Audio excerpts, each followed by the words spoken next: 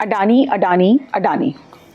बीते कुछ सालों में जितनी तेज़ी से महंगाई बढ़ी, बेरोजगारी बढ़ी, देश के हर गरीब की लाचारी बढ़ी, उससे भी तेज़ रफ्तार में अडानी की आमदनी बढ़ी, अडानी की चोरी बढ़ी, अडानी की भ्रष्टाचारी बढ़ी।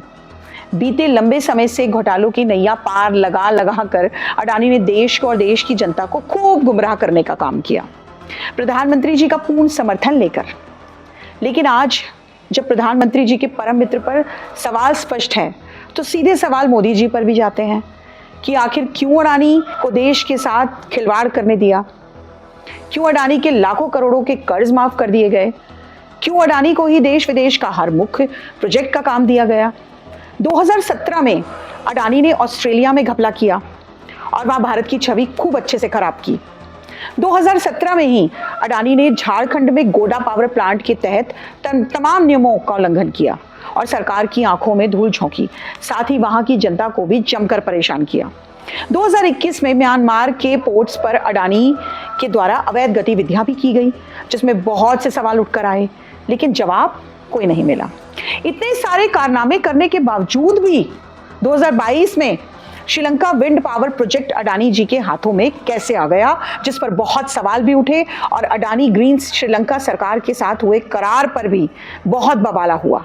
इतना सब होने के बाद 2023 में OCCRP ने अपनी रिपोर्ट में अडानी परिवार को अवैध धन इस्तेमाल करने का आरोपी बताया और साथ ही भारतीय सुरक्षा नियामकों का उल्लंघन करते भी पाया।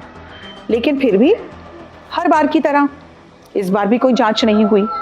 साल 2023 में ही निकली हिंडनबर्ग रिसर्च रिपोर्ट के मुताबिक Adani group stocks manipulation, fraud और टैक्स चोरी में सम्मिलित पाया गया और 2023 में ही धारावी रीडेवलपमेंट प्रोजेक्ट जो अडानी प्रॉपर्टीज को मिला था, उस पर भी बहुत से धरना और प्रदर्शन हुए, बहुत से चोरी और घपला सामने निकल कर आए, लेकिन भारत की सरकार ने कोई भी एक्शन नहीं लिया, ना ही अडानी पर कोई कार्यवाही की। 2024 में अडानी ग्रुप को नैरोबी एयरपोर्ट की डील मिल जाती है, जिसके खिलाफ खुद नैरोबी के लोगों ने अडानी के खिलाफ आवाज उठाई और विरोध किया कि 30 साल की ये डील अडानी को कैसे मिल जाती है, जिससे वहां के लोगों की नौकरियों पर संकट मंडरा रहा है।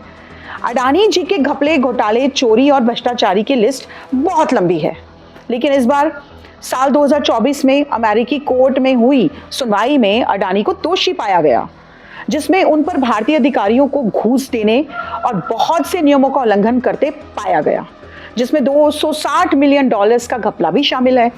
इतना सब कुछ होने के बाद भी अडानी को भारत की सरकार का पूरा सपोर्ट है, कमाल। और हिंदुस्तान अडानी के छिपने का महफूज अड्डा भी बनकर रह गया है। लेकिन भारत की सरकार द्वारा अभी तक अडानी के खिलाफ कोई भी कठोर कार्यवाही क्यों नहीं की गई, जबकि अडानी ने भारत की जनता के पैसे को खूब अच्छे से लूटा, भारत में अवैध उल्टे सीधे काम किए, अंतर्राष्ट्रीय स्तर पर भारत की छवि भी बहुत अच्छे से खराब की। लेकिन उसके बावजूद प्रधानमंत्री जी से अडानी के नजदीकी संबंध अडानी को सुरक्षा प्रदान करने का काम कर रहे हैं। भारत की सरकार तो अडानी जी से दोस्ती निभा कर खुश हो रही है, लेकिन केन्या की सरकार ने अब एक्शन ले लिया है। अडानी ग्रुप के साथ केन्या की सरकार ने अपनी सारी डील समाप्त कर दी है।